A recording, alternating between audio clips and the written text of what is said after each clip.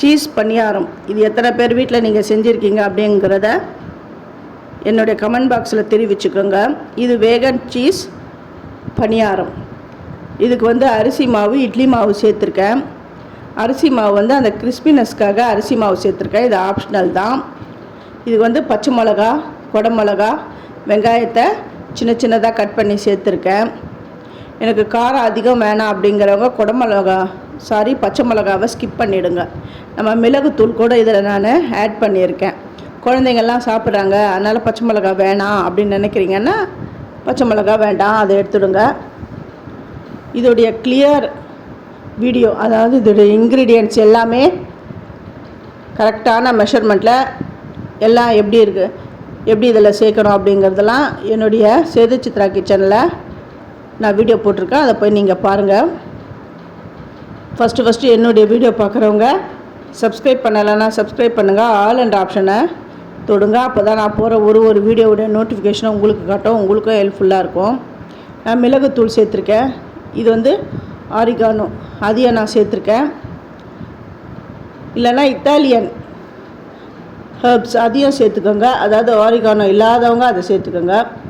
நான் சீஸ் எல்லாம் திருவி வச்சுருக்கேன், அதையும் இதில் நான் சேர்த்துட்டு ஸ்டவ்வை ஆஃப் பண்ணிவிட்டு தான் நான் சீஸை சேர்த்துருக்கேன்.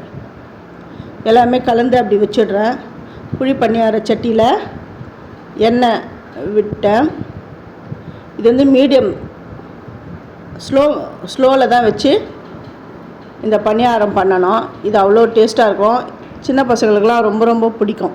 இதை நீங்கள் உங்கள் வீட்டில் செஞ்சு பார்த்துட்டு எப்படி வந்ததுன்னு எனக்கு கமெண்ட் பண்ணுங்க.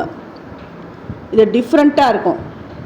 இது வேகன் சீஸ் குழி பணியாரம் தான் நான் இதை செஞ்சுருக்கேன். எத்தனை பேர் வீட்டில் இந்த குழி பணியாரம் செஞ்சிங்க அப்படிங்கிறதையும் என்னுடைய கமெண்ட் பாக்ஸில் சொல்லுங்கள்.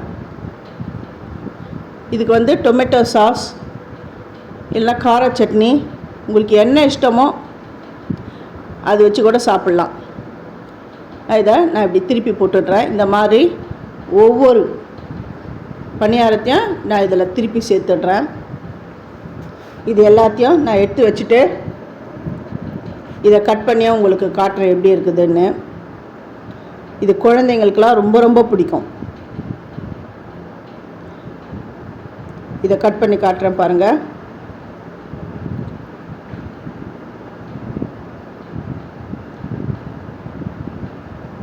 சூப்பரான வேகன் சீஸ் குழி பணியாரம் ரெடி ஆகிடுது. தேங்க்யூ.